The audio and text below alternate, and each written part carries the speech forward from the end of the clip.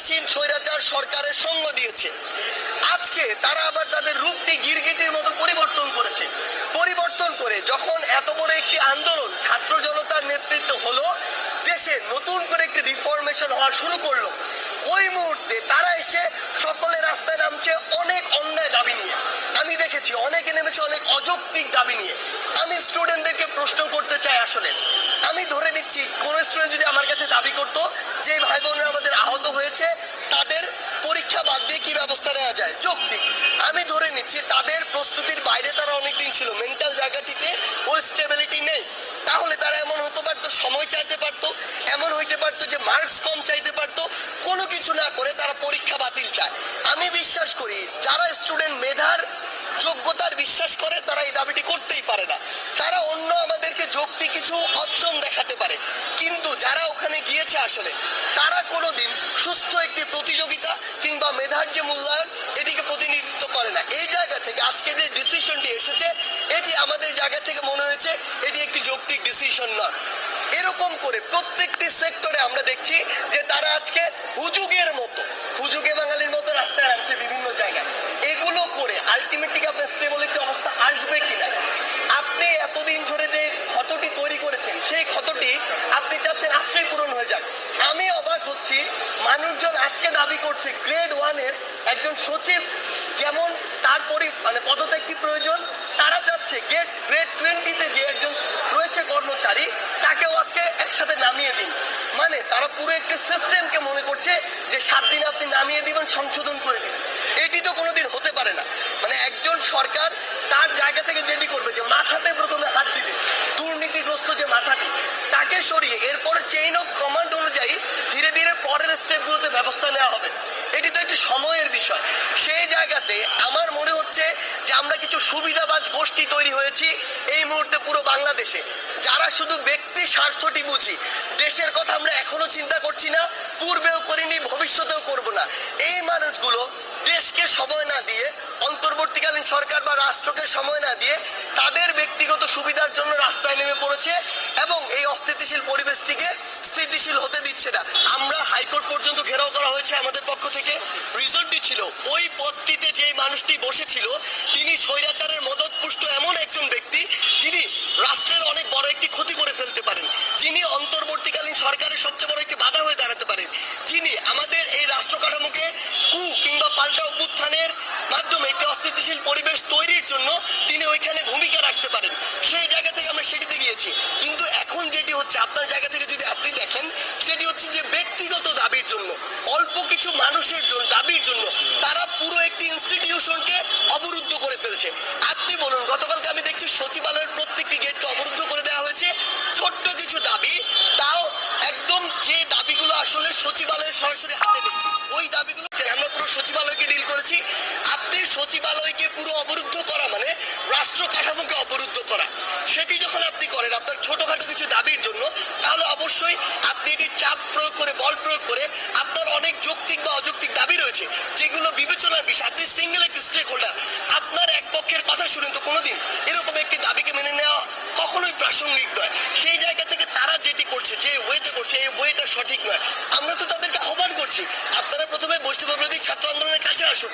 সেখানে যদি না হয়, যদি আস্থা না পান, আপনারা অন্তর্বর্তীকালীন সরকার প্রতিনিধির সাথে আলোচনা করুন। কিছুই না করে যখন আপনি রাজপথে নামছেন, রাস্তার বিভিন্ন অঙ্গ সংগঠনকে অবরুদ্ধ করছেন কিংবা আপনি লং মার্চে যাচ্ছেন, এই উদ্দেশ্যকে আমরা কখনোই ভালোভাবে দেখি। আমরা বিভিন্ন জায়গায় সোশ্যাল মিডিয়ায় দেখছি বিভিন্ন গ্রুপ বিভিন্ন জায়গায় লং মার্চ দিচ্ছে।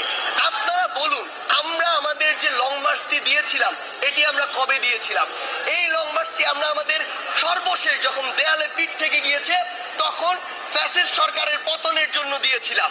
তাহলে এটা আমাদের 36তম দিনের সর্বশেষ প্রোগ্রাম ছিল। আজকে বিভিন্ন জায়গায় বিভিন্ন সংগঠন দেখি প্রথম দিন তাদের লং মার্চ প্রোগ্রাম দেয়। এই জিনিসটি কি বোঝায়?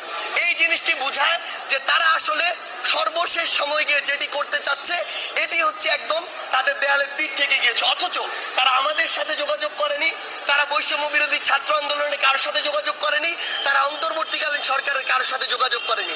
তারা আমাদের সাথে যোগাযোগ করে যদি আমরা রেসপন্স না করতাম, তারপরে তারা যদি সেখানে যেত, সেটি যৌক্তিক মানা যেত। সরকার আমাদের কাছে তখন রেসপন্স করেনি বলেই আমরা ধীরে ধীরে বাংলা ব্লকের থেকে শুরু করে ওই এক দফা দাবিতে গিয়েছিলাম। তারা আজকে যেগুলো করছে এটি কখনোই কাম্য নয়, যৌক্তিক নয়। আমাদের জায়গা থেকে স্পষ্ট কথা, আপনি যদি আমাদের কাছে না আসেন কিংবা সরকারের কাছে না যান কিংবা লিগ্যাল অ্যাপ্রোচে না যান, আমরা ধরে নিব আপনারা রাইট ওয়েতে যাওয়ার মানসিকতা ধারণ করেন না, আপনাদের কোনো ভিন্ন উদ্দেশ্য রয়েছে। এবং আমরা এটি আপনাদের বলে দিচ্ছি, সেই উদ্দেশ্য নিয়ে আপনারা যদি প্রশ্নবিদ্ধ কোনো কর্মসূচিতে যান, তাহলে পরবর্তীতে কোনো অপ্রত্যাশিত সিচুয়েশনে আপনারা আমাদের সহযোগিতা পাবেন না, এটি আমরা আমাদের জায়গা থেকে স্পষ্ট করে বলে দিচ্ছি। আর যদি আপনারা আমাদের সহযোগিতা কামনা করেন, পাশে আমাদেরকে চান, এনি টাইম এনি মোমেন্ট আপনারা আমাদের কাছে আসলে আমরা সেই বিষয়ে রেসপন্স করব। সময় লাগতে পারে, কিন্তু আমরা অবশ্যই রেসপন্স করব। সেই জায়গা থেকে আমি সকলকে স্পষ্ট করে বলে দিতে চাই, যত স্টেক হোল্ডার রয়েছেন, আপনারা লজিক্যাল ওয়েতে যান, সরকার থেকে শুরু করে রাষ্ট্রকে সময় দিন। আমরা বিশ্বাস করি সময়ের মধ্য দিয়ে অন্তত আগামী 1 বছরের মধ্যে আমাদের যে ক্ষতগুলো রয়েছে সেগুলো রেকটিফাই করে আমরা একটি নতুন পথের দিকে এগিয়ে যেতে পারবো। 4টি হসপিটালে গিয়েছিলাম, ঢাকার যে হসপিটালগুলোতে সবচেয়ে বেশি পরিমাণে আসলে আমাদের আহত ভাইরা ভর্তি রয়েছেন। আমরা আমাদের যে বার্ন ইনস্টিটিউট সেখানে গিয়েছিলাম, ঢাকা মেডিকেল কলেজে গিয়েছিলাম, আমরা আমাদের নিটোর অর্থাৎ অর্থোপেডিক যে হসপিটাল সেখানে গিয়েছিলাম, এবং সবশেষ এই যে সৈয়দ সরওয়ার্দী মেডিকেল কলেজে এসেছি। তো আমাদের সবগুলোতে দেখে আমাদের আসলে যে জিনিসটি মনে হয়েছে, আমরা প্রত্যেকটি স্টেক হোল্ডারের সাথে আসলে কথা বলেছি। আমরা ডক্টরদের সাথে কথা বলেছি, স্টাফ যারা রয়েছে বিভিন্ন পর্যায়ে তাদের সাথে কথা বলেছি, এবং যারা রোগী রয়েছে আসলে তাদের সাথে কথা বলেছি। তো এই কথাগুলো বলে আমাদের যেটি মনে হয়েছে যে আসলে এই জায়গাগুলোতে, এই হসপিটালগুলোতে একটি করাপ্টেড সিস্টেম তৈরি হয়েছে, যেই সিস্টেমটি আসলে আপনার অপারেশন আগে হওয়ার জন্য টাকা নেয়, যেই সিস্টেমটি আপনার বেড চেঞ্জের জন্য টাকা নেয়, যেই সিস্টেমটি আসলে আপনাকে এক্সরেটা আগে করিয়ে দেওয়ার জন্য টাকা নেয়, যেই সিস্টেমটি আপনার একটি ভালো খাবার এনে দেওয়ার জন্য টাকা নেয়, মানে প্রত্যেকটি জায়গায় আমরা প্রত্যেকটি ওয়ার্ডগুলোতে দেখেছি যে এই খাবারটি দেয়া হয়, আসলে এই খাবার রাস্তার ধারেও এত বাজে মানের খাবার বিক্রি হয় না। তো এই প্রত্যেকটি জায়গায় এই যে একটি করাপ্টেড সিস্টেম হয়েছে। ইভেন আপনি যদি আপনার সবচেয়ে মুমূর্ষ অবস্থায় ব্লাড কিনতে যান, ব্লাডের তো একটা রেট দেওয়া রয়েছে সেই ব্যাগে, সেখানেও তাদের লাভ খুঁজে এবং যেটা নির্ধারিত দাম তার চেয়ে কয়েক গুণ বেশি দাম নেওয়া হয়। অর্থাৎ একজন মুমূর্ষ ভাই বোনকে পুঁজি করে, ওই একটি দুর্দশাগ্রস্ত অবস্থাকে পুঁজি করে